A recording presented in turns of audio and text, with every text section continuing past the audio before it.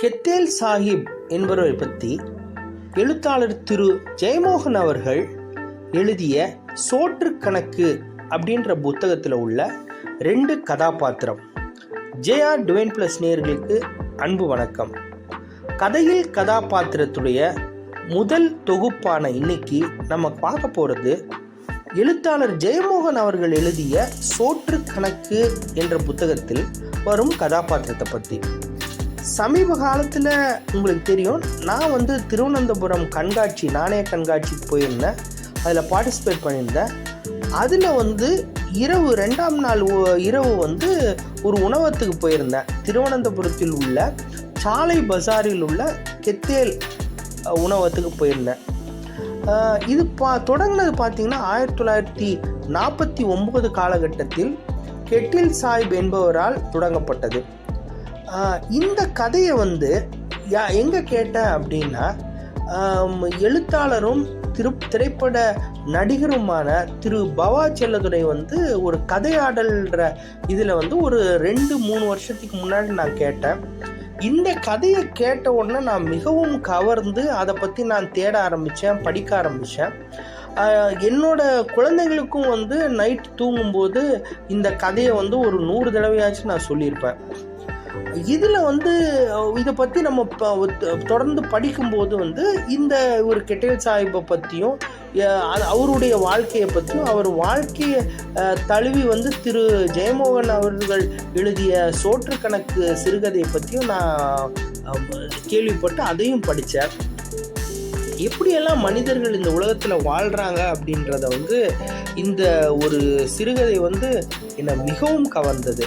இப்போ நம்ம கதைக்குள்ளே போகிறோம். அதுக்கப்புறம் அதிலிருந்து 2 செலக்ட் பண்ண கதாபாத்திரத்தை பற்றி பேசுவோம். அதுக்கப்புறம் நம்ம இந்த சப்ஜெக்டுக்கு வந்துடலாம். கெட்டேல் சாஹிப் அப்படின்றவர் ஒரு சாதாரண 1940-50 காலகட்டங்கள் ஒரு ரோட்டில் திருவனந்தபுரம் மெயின் பஜார், அதாவது இப்போ உள்ள சாலை பஜாரில் உள்ள ஒரு ரோட்டில் சந்தைக்கடையில் டீ விற்கிறவர்.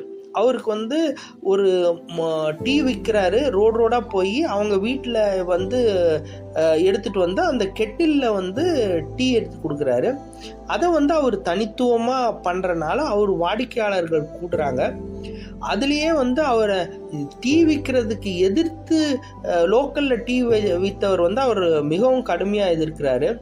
ஒரு லெவலுக்கு மேலே அவரை பண்ணுற வேலையை கவரப்பட்டு அவரோட டீ கடையை அவர் தொடர்ந்து நடத்த முடியாமல் திரு கெட்டில் சாஹிப் ஐயா அவர்களுக்கு கொடுக்குறாங்க. கொடுத்துட்டு அதில் டீ கடையை மிகவும் ஒரு டெடிக்கேட்டடாக நடத்துகிறாரு. கொஞ்ச காலம் பொறுத்த வரைக்கும் மதிய உணவை மாத்திரம் ஏன் பண்ணக்கூடாதுன்றதை பண்ணுறாரு. அதை ஒரு குறிப்பிட்ட காலகட்டத்தில் பண்ணும்போது கேரளாவில் அல்லது சவுத் தமிழ்நாட்டில் உள்ளவங்க அசைவ உணவகம் சாப்பிட்றவங்க அப்படின்னா ஒரு தடவையாச்சும் கெட்டில் சாஹிப்புடைய உணவகத்துக்கு வராமல் இருந்ததில்லை, சாப்பிடாம இருந்ததில்லை அப்படின்ற ஒரு பதிவே திருவனந்தபுரத்தில் ஒரு பிரபலமாக இருக்குது. எவ்வளோ பெரிய பிஸ்னஸ்மேனாக இருந்தாலும் அந்த இடத்துல கெட்டேல் சாஹிப் கடைக்கு 12 மணிக்கு அவர் அந்த ஒரு ஓலை குடிசையில் சாக்கு திறக்கிறதுக்காக வெயிட் பண்ணவங்க கதை, அரசியல்வாதிங்க கதையெல்லாம் பல பிரபலம் கேரளாவில், இன்னும் திருவனந்தபுரத்தில்.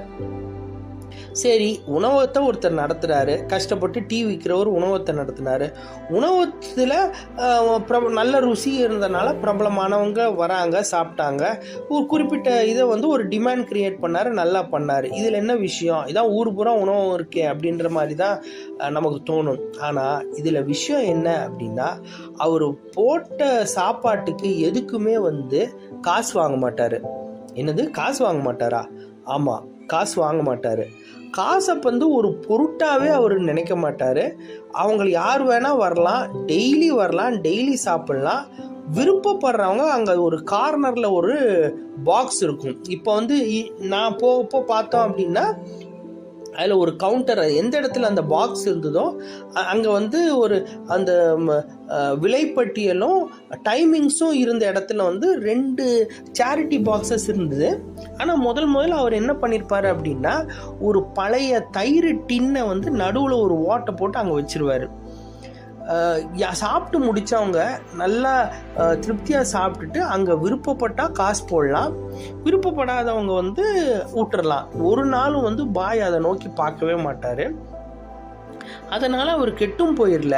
மக்கள் என்ன செய்வாங்க அப்படின்னா, நமக்காக வருஷம் ஃபுல்லாக சுகர் போட்ட பாய் வந்து ரமலான் மாதத்தில் வந்து கஷ்டப்படக்கூடாதுன்றதுக்காக அந்த டப்பாவை வந்து ரமலான் மாதத்தில் எப்படியாச்சும் ரொப்பிடுவாங்களாம். ஓகே, இதில் வந்து இந்த கதை முழுமைக்கும் ஒரு 3 கதாபாத்திரத்தை நான் சொல்கிறேன். ஒன்று நம்ம கெட்டில் சாஹிபு, அவரை பற்றி நான் வர்ணிக்கிறேன். கெட்டில் சாஹிப்பை பொறுத்த வரைக்கும் ஒரு 6 அடிக்கு மேலே நல்ல உயரம். சின்ன வயசுலேயே அம்மா வந்தனால முகமெல்லாம் தழும்பு, கண்ணு வந்து ஒரு க்ரீனிஷ் ப்ளூ, அதில் ஒரு கண்ணு வந்து அம்மையினால் பாதிக்கப்பட்டு பண்ணுறாரு. அவர் வந்து பேசவே மாட்டார். அதிகப்படியாக கஷ்டப்படுறவங்க சாப்பிடும்போது தலையில் தட்டி நல்லா சாப்பிடு அப்படின்னு சொல்லி ஒரு வார்த்தை ஒன்று பேசி உரிமையாக சொல்வாரே தவிர மற்ற அதை பற்றி பேசவே மாட்டார். ஆனால் கதை தொடரும்.